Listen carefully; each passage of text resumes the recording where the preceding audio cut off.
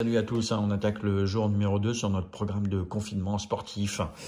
On va parler aujourd'hui fréquence cardiaque, élément très important pour protéger son cœur lorsqu'on fait des exercices. Hier, on a fait un petit footing de décrassage avec un petit exercice de fractionné, monter les escaliers. On va voir aujourd'hui comment protéger son cœur. Alors, comment prendre sa fréquence cardiaque? Petit rappel, soit avec une montre cardio-fréquence-mètre, c'est un bon indicateur, le plus fiable, ça reste les deux doigts. On les met où?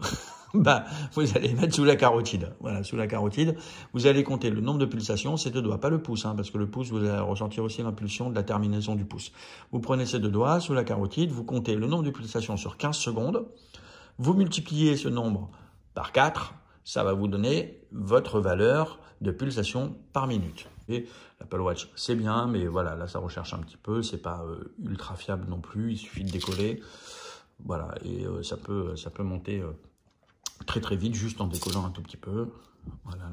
Ensuite, on va prendre une jolie formule. Alors, pour les femmes, ce sera 226 moins votre âge. Ce sera ce qu'on va appeler fréquence max. Et pour les hommes, ce sera 220 moins votre âge. Alors, les femmes, sur ces exercices, vous êtes avantagées par rapport aux hommes. Alors, imaginons que je suis une femme de 40 ans. Je fais 226 moins 40 ans. Ça me fera mon Fmax, donc 186. Cette zone-là, il faudra jamais la dépasser. On va travailler au quotidien, 80% et 60% de cette valeur. Donc, si je multiplie 186 par 0,8, ça va me donner 148. Et si je multiplie 186 par 0,6, ça me donne 111. Et donc, on va essayer de travailler nos exercices dans la longueur, type footing, entre ces deux valeurs. À peu près, lorsqu'on est sur des exercices, dès qu'on fait les 10 minutes, 20 minutes et au-delà, on va essayer de travailler sur de l'endurance et on protège son cœur. On va prendre les pulsations avant, pendant et après.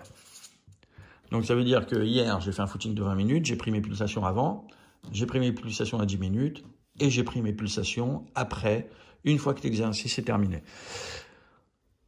Alors, si pendant l'exercice, je vois que je suis en dessous de cette valeur 60%, qu'est-ce que je vais faire? Je vais augmenter la vitesse. Je vais courir un petit peu plus vite pour essayer d'augmenter mon rythme cardiaque et être dans cette zone-là. Si je suis au-delà de cette zone, qu'est-ce que je vais faire? Je vais réduire la vitesse pour essayer d'être dans cette zone. Voilà, et vous allez courir en protégeant votre cœur entre ces deux valeurs. Les pulsations, vous les prenez avant, pendant et après. Et après, ce qu'il va falloir faire, c'est de prendre sa fréquence tout de suite à T0. Donc, on va avoir un chiffre de fréquence cardiaque. Vous les prenez ensuite à 1 minute et ensuite à 2 minutes. Et cette fréquence doit diminuer. Si elle diminue pas, vous appelez votre médecin. Voilà. Mais généralement, si elle ne descend pas, c'est soit que vous êtes encore excité, vous faites du fast time, vous faites un Facebook, une vidéo live, et surtout, vous ne prenez pas le temps de respirer. Voilà. Alors là, je fais cette vidéo sans respirer, c'est un très mauvais exemple, mais simplement, comme vous aimez les vidéos qui sont très courtes et très rapides, je suis obligé de parler comme un bœuf, et très rapidement. Voilà, surtout, c'est un indicateur très important lorsque vous faites des exercices. Retenez cette notion, et c'est pour ça que je vous parle en cours. Et je vous demande de me répondre, c'est que l'indicateur pour savoir si vous êtes encore dans des zones acceptables de travail, non pas en asphyxie, c'est de parler pendant l'effort. Lorsque vous faites du sport, essayez de faire du fractionné, de courir très vite et après de parler. Ça va être un bon indicateur. Voilà.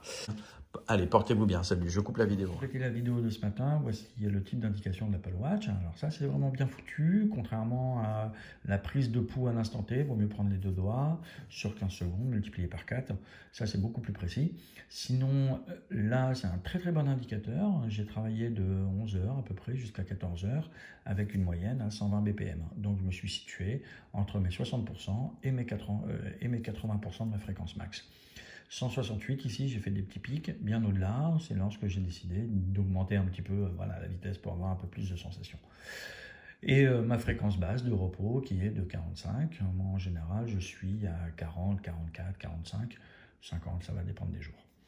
Voilà, prenez soin de vous et n'oubliez pas, travaillez pour l'instant entre 60 et 80% de votre fréquence maximum sur de la longueur d'exercice. Ciao.